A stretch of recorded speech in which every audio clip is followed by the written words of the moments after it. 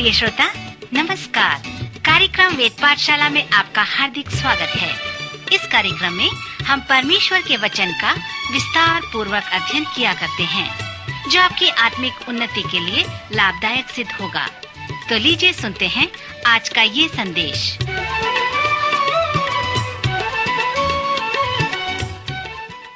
नमस्कार श्रोता, वेद पाठशाला के अगले अध्ययन में आपका स्वागत है। यह अध्ययन संपूर्ण पवित्र शास्त्र का सर्वेक्षण है। यह सर्वेक्षण हमें नए नियम के पौलुस प्रेरित की पत्रियों पर ले आया है।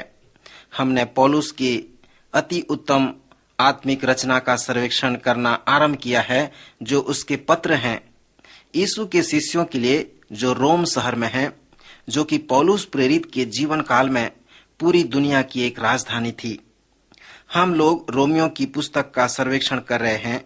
इसके 5वें अध्याय के दूसरे आधे भाग में पौलुस बताते हैं कि हमें परमेश्वर अनुग्रह कैसे मिल सकता है, उसके लिए इस संसार में हम कैसे स्थिर रहें। पौलुस की पहली 4 अध्याय में जो उसने रोमियो के लिए लिखे थे, पौलुस उसमें हमें यह बताया है कि कैसे परमेश्वर के सामने हमें निर्दोष या धर्मी हम ठहर सकते हैं।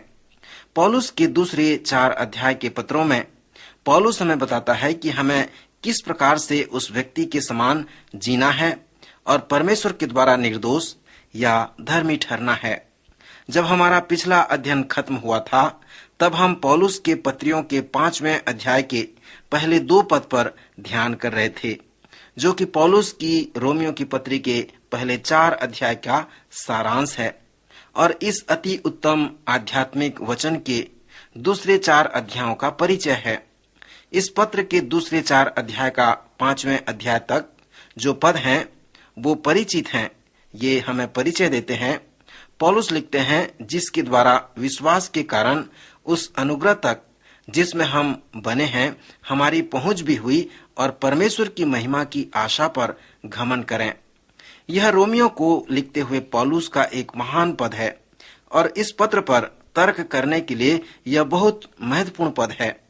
मसीह पर विश्वास के द्वारा हम निर्दोष ठहरते हैं, जैसे हमने कभी पाप न किया हो। इस तरह से पौलुस पहले 4 अध्यायों को जोड़ता है, तो भी दूसरे 4 अध्यायों का परिचय कराते हुए पौलुस लिखता है कि विश्वास के द्वारा उस अनुग्रह तक जिसमें हमें बने रहने को संभव किया गया है हमारी पहुंच भी हुई है और परमेश्वर की महिमा की आशा पर हम घमंड करें।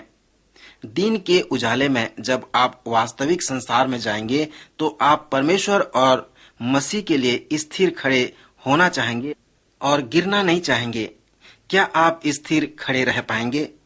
आपको वचन के अनुसार स्थिर रहने के लिए अनुग्रह की जरूरत है। जब अनुग्रह आपके जीवन में कार्य करता है तो यह अनुग्रह का वरदान कहलाता है। आपको अनुग्रह के वरदान की आवश्यकता है। अगर आप स्थिर बने रहना चाहते हैं तो आपको अनुग्रह की जरूरत है। वही बात तो यह कहता है, अब मसीह पर विश्वास के द्वारा हम निर्दोष ठहरे और परमेश्वर में शांति मिली है। लेकिन मसीह में विश्वास के द्वारा हमें और कुछ भी मिलता है। हमारे पास परमेश्वर के लिए स्थिर रहने के लिए अनुग्रह है और वह जीवन व्यतीत करने के लिए जिससे उसकी महिमा हो। यही बात पौलुस अगले आने वाले 4 अध्यायों में हमसे बातें करता है। जब पौलुस 5वें अध्याय के दूसरे आधे भाग में पहुंचता है तो वह हमें बहुत ही सुंदर भाग को बताता है। पौलुस हमें बताना शुरू करता है कि वह लोग जो धर्मी कहलाए कैसे सही जीवन व्यतीत करते हैं, अपने उपदेश के द्वारा, जो कि 4 राजा कहा जा सकता है। पहला राजा पौलुस बताता है वह पाप है। पौलुस बताता है कि अधीन में करने वाला पाप कहलाता है। पाप प्रवेश करता है, अर्थ यह है कि पाप इस संसार में प्रवेश करता है और इसमें पाप भर जाता है, तब पाप राज्य करता है। पौलुस जो कह रहा है उसको हम इस प्रकार समझेंगे। पाप इस संसार में प्रवेश किया। कोई भी इस बात का सच में उत्तर नहीं दे सकता कि वो किस प्रकार प्रवेश किया, पाप कहां से आया और परमेश्वर ने पाप को क्यों आने की अनुमति दी। हम सचमुच में इन प्रश्नों का उत्तर नहीं जानते और नहीं दे सकते। हम यह जानते हैं कि पाप यहाँ है। पौलुस हमें बताते हैं कि पाप प्रवेश करता है और किसी भी समय प्रवेश कर सकता है। पाप जो है एक वश में करने वाला है। पाप हमारे साथ रहने नहीं आया। पाप हमें अपने अधीन करने और हमें हराने आया। इसलिए पौलुस कहता है कि पाप प्रवेश करता है, पाप भर जाता है और पाप राज्य करता है। पौलुस कहते हैं कि एक और राजा आता है, मौत का राजा। जब पौलुस मृत्यु कहते हैं तो उनका मृत्यु कहने का अर्थ पाप के परिणामों से है। पौलुस रोमियो की पत्री उसके 6वें अध्याय 23 पद में बताते हैं, पाप की मजदूरी मृत्यु है। रोमियो की पत्री 6वें अध्याय 23 पद में मृत्यु शब्द का अर्थ है कि पाप का हमेशा परिणाम ये है और परिणाम हमेशा खराब होता है और मृत्यु की ओर ले जाता है। इसलिए जब कभी भी पाप आपके जीवन में प्रवेश करता है, वह पूरी रीति से भरने के लिए प्रवेश करती है और वह राज्य करने के लिए प्रवेश करता है। जब पाप आपके जीवन में प्रवेश करके पूरी रीति से भर जाता है और आपके जीवन पर राज्य करता है, तो पाप के परिणाम भी आने शुरू हो जाते हैं।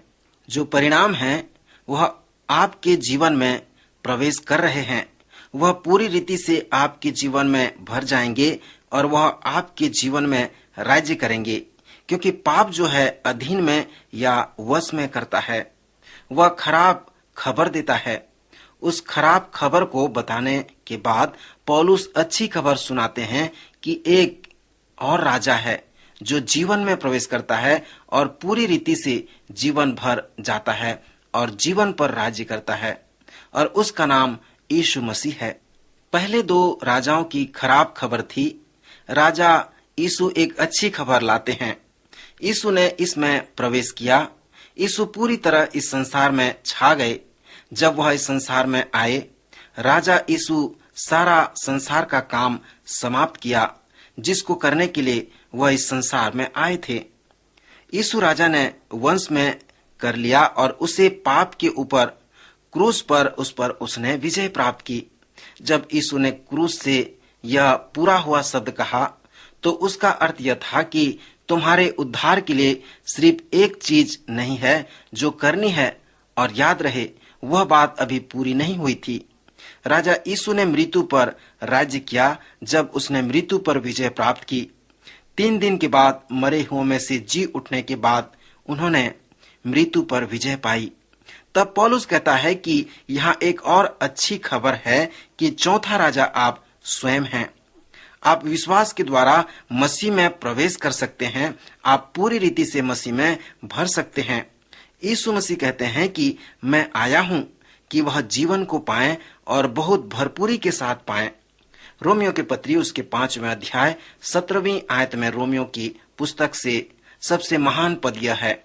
पौलुस लिखते हैं, जो लोग अनुग्रह और धर्म रूपी वरदान बहुतायत से पाते हैं, वे एक मनुष्य के अर्थात यीशु मसीह के द्वारा अवश्य से अनंत जीवन में राज्य करने पाएंगे।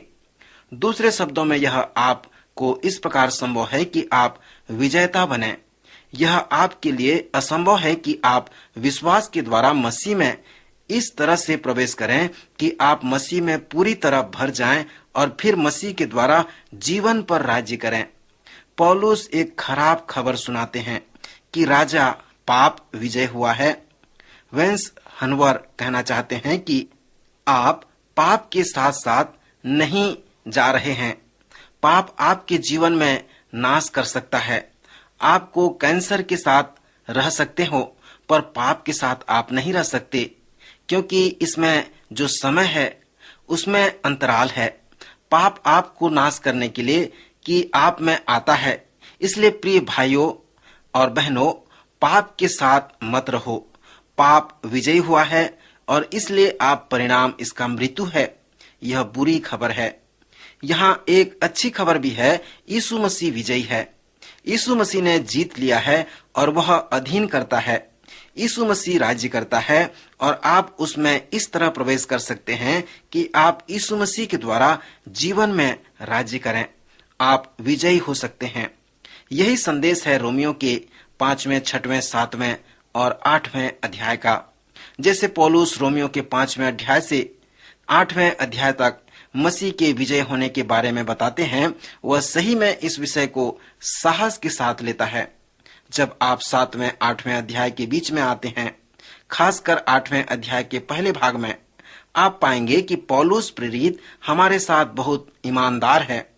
उस यीशु मसीह में विजय बनने रहने में बहुत संघर्ष किया। जिस तरह से पौलुस ने 5वें अध्याय के दूसरे आधे भाग में हमें उन 4 राजाओं के बारे में बताता है, जब वह 7 और 8 अध्याय में आते हैं, वह हमें 4 आत्मिक नियम भी बताता है। अगर आपको मसीह के द्वारा विजेता बनना सीखना है या आपको अधीन करना सीखना है, तो आपको यह 4 आत्मिक नियम सीखने होंगे। पौलुस 7वें अध्याय के आखिरी में पहला आत्मिक नियम बताते हैं, जो कि परमेश्वर का नियम है। यह सही में वचन है। पवित्र शास्त्र परमेश्वर का नियम है। यह परमेश्वर का नियम एक बहुत महान आश्चर्य कर्म है। परमेश्वर का वचन बहुत कुछ करता है। वचन ही हमें विश्वास का वरदान दे सकता है। परमेश्वर का वचन ही एक ऐसा दोष रहित बीज है जो हमारे अंदर आत्मिक जीवन को बढ़ाता है। परमेश्वर का वचन ही हमारे नए जन्म का साधन है। परमेश्वर का वचन एक महान शक्ति है। परमेश्वर के नियम और भी कार्य हैं, फिर भी उनमें से एक यह है जो 7वें अध्याय में है। पौलुस कहता है कि परमेश्वर का नियम हमारे जीवन में एक और नियम को प्रकट करता है, पाप और मृत्यु का नियम, जिसका अर्थ है पाप का नियम और उसके परिणाम। हमेशा जब आईने में अपने आप को देखते हैं तो आप परमेश्वर के कार्य का प्रदर्शन को देखते हैं। हर सवेरे हम ये हर एक सब के पहले काम यह करते हैं कि हम अपने आप को आईने में देखते हैं। आईने में दिखता है कि हमारी हालत कितनी अस्त व्यस्त है। हमारे बाल पेड़ों की जड़ों के समान उखड़े दिखते हैं। आप गंदे दिखते हैं और कई कमियां आप में दिखाई देती है। सो आप उसे संवारना चाहते हैं, सजाना चाहते हैं। परमेश्वर का वचन भी आपको संवारना चाहता है। अगला नियम जो बताता है पौलुस, वो है मसीह जीवन की आत्मा का नियम। पौलुस कहते हैं, यह अच्छी खबर है। मसीह के जीवन की आत्मा आपको और हमको स्वतंत्रता प्रदान करती है और उस पाप और मृत्यु के नियम से विजय प्रदान करती है।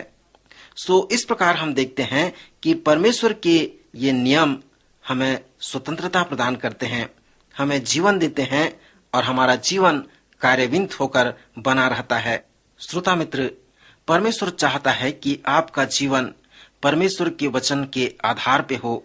वचन के द्वारा आपका जीवन ज्योतिर्मय हो, आपके जीवन से प्रकाश चमके। परमेश्वर यही चाहता है। प्रभु आपकी सहायता करे कि हमेशा वचन के माध्यम से आपका जीवन प्रकाशमान हो। प्रभु इन वचनों द्वारा आपको आशीष दे।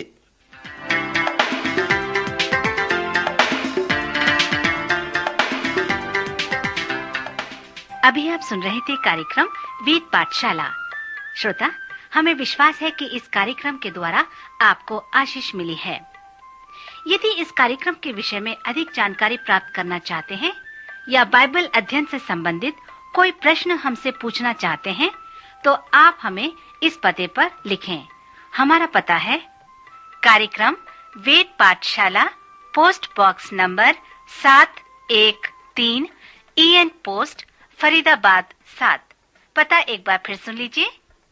कार्यक्रम वेद पाठशाला, post box number 713, EN post, Faridabad 7। आज के कार्यक्रम का समय यहीं पर समाप्त होता है। अगले कार्यक्रम में आपसे फिर भेंट होगी। तब तक के लिए नमस्कार।